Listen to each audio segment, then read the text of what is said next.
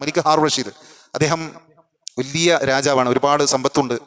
അദ്ദേഹത്തിൻ്റെ മരണാസന്നമായ അവസ്ഥയിൽ അദ്ദേഹം ആളുകളോട്, തൻ്റെ കൂടെയുള്ള ആളുകളോട് ചോദിക്കുകയാണ്, ഇനി എനിക്ക് പോയി കിടക്കാനുള്ള എൻ്റെ വീട്, എൻ്റെ ഖബർ നിങ്ങൾ എനിക്കൊന്ന് കാണിച്ചു തരുമോ? അപ്പം അദ്ദേഹത്തിന് അനുയായവൃതം അദ്ദേഹത്തെ കൈയോടെ പൊക്കിയിട്ട്, അങ്ങനെ ആ കട്ടിലോടെ പൊക്കിയിട്ട് അദ്ദേഹത്തിനായി കുഴിക്കപ്പെട്ട ഖബറിൻ്റെ അടുത്തേക്ക് കൊണ്ടുവന്നു. അപ്പോൾ തനിക്കായി കുഴിക്കപ്പെട്ട ഖബർ ഇങ്ങനെ കാണാൻ, ഖബർ വലിയ കൊട്ടാരം പോലെ വിശാലാകോ ഇല്ല, ഒരു ചെറിയ ഇടുങ്ങിയ ഒരു കുഴിയാണ്. അതിലേക്ക് നോക്കി ഇങ്ങനെ അദ്ദേഹം പൊട്ടി പൊട്ടി കരയാൻ.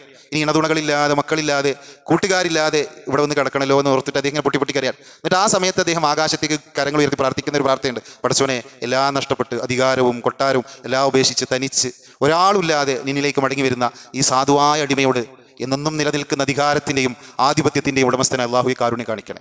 അപ്പോൾ വലിയ സമ്പന്നനാണ്. വലിയ സമ്പന്നൻ എന്ന് പറഞ്ഞാൽ അദ്ദേഹം തൻ്റെ മട്ടുപ്പാവിൽ നിന്ന് മഴയെ നോക്കിയിട്ട്, അല്ലെങ്കിൽ മേഘങ്ങൾ നോക്കി പ്രകാരം പറയുമായിരുന്നു, മേഘമേ നീ എവിടെ വേണമെങ്കിൽ പോയി പെയ്തോ, എവിടെ പോയി പെയ്താലും അവ മുഖേന ഉൽപ്പാദിപ്പിക്കപ്പെടുന്ന കായ്ക്കളുടെ ഒരു ഓഹരി ഏതായാലും എനിക്ക് കിട്ടും. അത്ര വിശാലമായ രാജ്യത്തിൻ്റെ ഭരണാധികാരിയായിരുന്ന ആളുടെ അവസാനത്തെ അവസ്ഥ എന്താ? ഇതെന്തെങ്കിലും കൊണ്ടാകാൻ പറ്റുമോ? ഒന്നുമില്ലാതെ തനിച്ച് വെറും കൈയോടെ മടങ്ങി പോകണം. അപ്പോൾ ഈ ദുനിയാവിൽ എന്നാൽ ഒരാൾക്ക് ഈമാണ്ടെങ്കിലോ അത് മരണത്തിന് ശേഷമുള്ള ജീവിതത്തിൽ നമുക്ക് വെളിച്ചം പകരും. തീരാത്ത ലോകത്തെ ആ സ്വർഗ്ഗം നമുക്ക് സമ്മാനിക്കും. ഏറ്റവും വില കൂടിയത്, ഏറ്റവും വിലപ്പെട്ടത് ഈമാനാണ്. ആ ഈമാൻ ഉണ്ടെങ്കിൽ പിന്നെ വേറെ ഒന്നുമില്ലെങ്കിലും കുഴപ്പമില്ല, അവൻ വിജയിച്ചവനാണ്.